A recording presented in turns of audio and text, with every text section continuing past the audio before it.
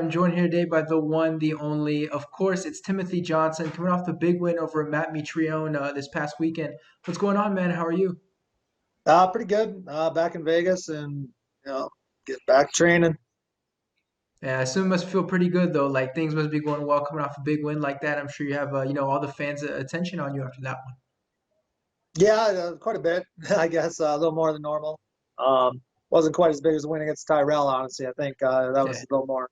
I think that was a little more stylish, but yeah, I know. I think I get a little more notoriety. And so there's a lot of storylines coming out of the fight. I think the biggest one, of course, is the absence of your famous mustache. We have to talk about it. We have to address it. Why'd you choose to go out there mustacheless? Well, it was a short camp. It's summertime. I was back home working, and it's summertime, so I didn't have a beard or anything. I wasn't growing any facial hair. And you know what? I come out with a mustache or a horseshoe or a Fu Manchu. I've done all kinds of different things, and Tyrell was a beard, and this time I kind of went with a 5 o'clock shadow. I switch it up. So which one would you consider the most good luck so far? Because we've seen these past two performances with a little more of the beard style, like you mentioned. It seems like things are going well with it. Yeah, I mean, I I'd probably say so. There's something to that. Yeah, no, maybe I'll just have to stick with a 5 o'clock shadow or a beard. There we go. How long does it take you to grow out that mustache? Because I mean, from what we see, you just show up in the cage with it, but it's going to take a little bit of time. It takes about a fight camp, probably like 6, 7 weeks for it to get, respectable. Yeah. But any longer than that, then it kind of gets glorious. Oh yeah, yeah, that's a good word for it. Glorious. You mentioned a little bit the fans. It seemed like you got more, I guess, more fan attention from the Tyrell fight last time out. But what was the attention like from this one? Because obviously Matt, he's a contender in this division. Yeah, I've been getting a couple more, guys like you getting asked to do a couple more interviews. And yeah, I just kind of, what did you say with like one with the Tyrell? I just kind of went off my like follower count after my Tyrell fight. I think I gained like 2,000 followers, and Yeah. after the Matt Mitrione one, I think I only gained like 600. Ah. Yeah, it's a little bit disappointing when you say it like that. 'Cause it would seem like on paper it'd be a little bit of a bigger win. Yeah, absolutely. But it's entertainment. The Tyrell fight was more entertaining of a knockout than a TKO with Matt Mitrione. And so another one of the stories that came out of the fight is unfortunately like there was a headbutt in there. What do you sort of make of that situation? Like I know a lot of people are talking about it. I think Bellator on the highlight video talked about it. What's kind of going on there from your perspective? My perspective was I didn't even feel anything. And then like you said, the commentators, like the first time I heard about it, McCarthy was talking to me in the cage about it, and I'm like, what headbutt? There was no headbutt. Um, and then I watched it, and yeah, everyone is really honest with themselves. I mean, that was a love tap. That wasn't a headbutt. My shoulder hit his chest first, and his hip. He was already falling down. My hips blocked his hips. It had nothing to do with it. The main reason why I know that is because after the fight, they kept they when the ref stopped it, Matt was complaining about the stop. He didn't think that it should have been stopped, but the commentator, whoever was commentating at the time, said he was complaining about the headbutt. No, he wasn't. He didn't mention the headbutt either. He didn't know nothing about it. It's just the only reason it's a thing is because they kept talking about it. I mean, any grappler or wrestler in the world that thinks that was a headbutt is laughing because that was nothing.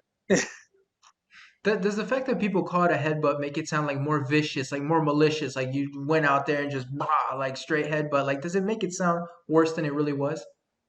Yeah, definitely. And it's to a point. It's like people trying to take it away from me, take the fight away from Right. me, which kind of eats at me a little bit because I'm like, I was in there, you guys weren't. If it was a headbutt, I would have felt it, and I didn't feel crap. Yeah. Yeah, is there a little bit of frustration towards the commentators? Because it does feel like they were kind of pushing that narrative, which I know for myself, I was definitely surprised that they were the ones talking about it. Is there any kind of feelings towards the commentator for that, or is you just going to do your best to kind of move on from it? I'll move on from it. Same thing with my Tyrell fight. They thought I was. I mean, commentators leading up to that. I'm a shitty fighter. I suck. What's Tim Johnson doing in here? Then once again, it's kind of a little biased, and I'm used at this point in my career. I'm kind of used to that people writing me off or thinking less of me. So I'm just adjusted to it, move on to the next one, and keep trying to shut people up. And so, well, with that being said, those sort of commentators sort of writing you off thing, well, what point did you start feeling that? Was that heading into the Tyrell fights? Obviously, we know they're trying to build up a prospect. When did you sort of start hearing that narrative? Probably leading up to the Tyrell fight. Definitely not the Minikoff fight. Minikoff fight, I probably got praised more than any of my other leading up to the Right. fight Yeah. praised other fights. Was I took it on like 8 hours notice, and Right. people were like, Yeah. "Oh, that's a bold a bold to do." So yeah, I'd probably say the Tyrell fight. And so for sure, so this one, I mean, you knock out a contender. Last time was you sort of showed the prospect that, listen, like, you guys aren't going to use me for it. Does it feel good sort of putting that out there and showing people that, you know what, I am a contender. I'm not a building sort of block for anybody out here. Absolutely. Maybe I think any job you're in, like people are in a job for 5 6 years, they kind of get a little lull a little bit, kind of just showing up to work. Maybe I had a little bit of that going on, and the Tyrell fight, my back was against the wall, and I realized I had to start really producing and being the fighter that I am. And so, what kind of talk did you get after the Tyrell fight? 'Cause obviously, that's the one that sort of it made the people sort of change the way I guess they sort of looked at you in the division. How did you see the narrative change after the Tyrell fight? Um, a little bit, like people started, give me a little more respect, but it still seemed like a lot of people were like, "Oh, it's just a lucky shot." I Oh yeah. still don't have very many believers out there, even after this one. It's still, so I mean, the only way I'm going to keep writing or proving people wrong is by keep winning. There we go. What was the narrative after this one, though? I assume it has to be getting a little bit better, right? Like two knockouts in a row. Like I feel like after this one, when we start talking about title contenders, your name has to be in that mix. I wouldn't say. I mean, why not? Matt was in the semifinals. He was one fight away from being in the title fight. And yeah, I don't think at least get a shot at someone who prior, maybe like a check possibly down the road might be able to get a fight with him and get a rematch. Maybe I win, maybe I lose, but at least get an opportunity back in front of me and kind of prove to myself, anyone else, it's a fight within myself. And so you're now four fights deep in your time with Bellator. I mean, you came over from the UFC, obviously, and you were a good signing in terms of, helping that division get a little bit deeper, add some more names to it. How do you look back on that signing with Bellator? Are you still happy that you made that decision? Yeah, absolutely. Much happier. um, overall they're treating me pretty good. I mean, can't complain about too much. Just at the beginning of the career there, after I signed, the only thing I can complain about is I was on the shelf for quite a while before I got my first fight, and kind of got into a lull. As of right now, though, I mean, looking at possibly 3 fights in a 7 month period, I mean, I'm not going to complain about that.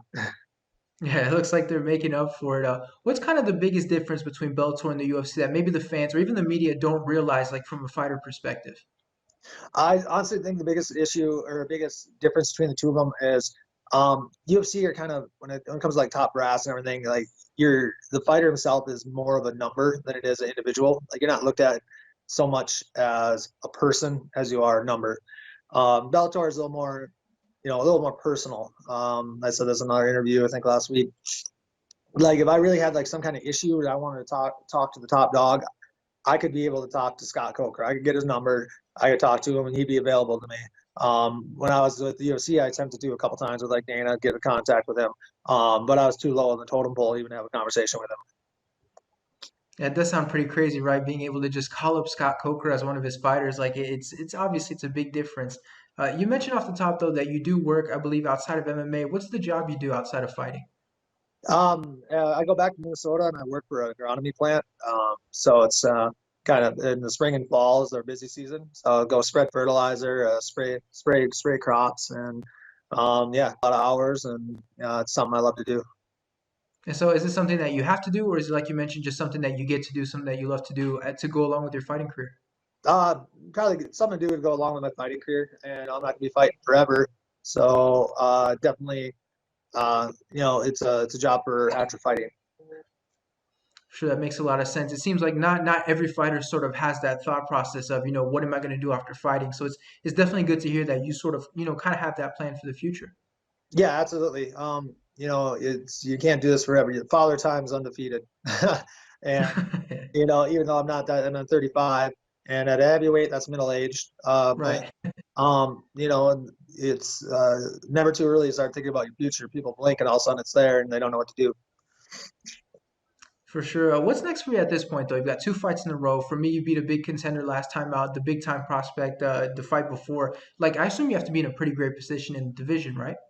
Yeah, I mean, I definitely say I'd probably be a top four right now, without patting my own back.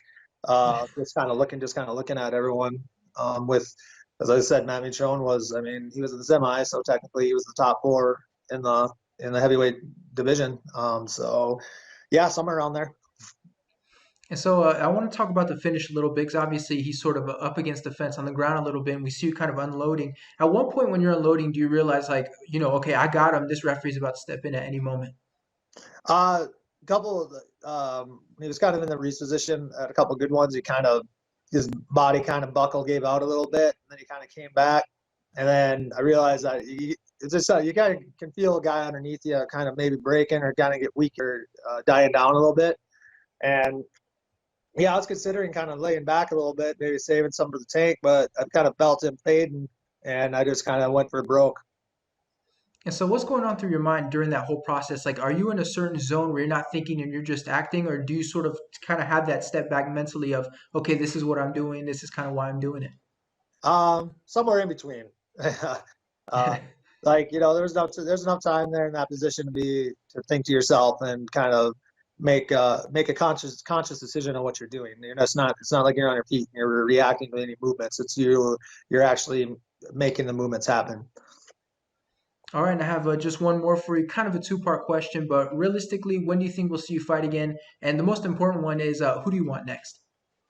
Realistically, I called for September 11th. I hope I get my September 11th, and I'd love a rematch with Czech again.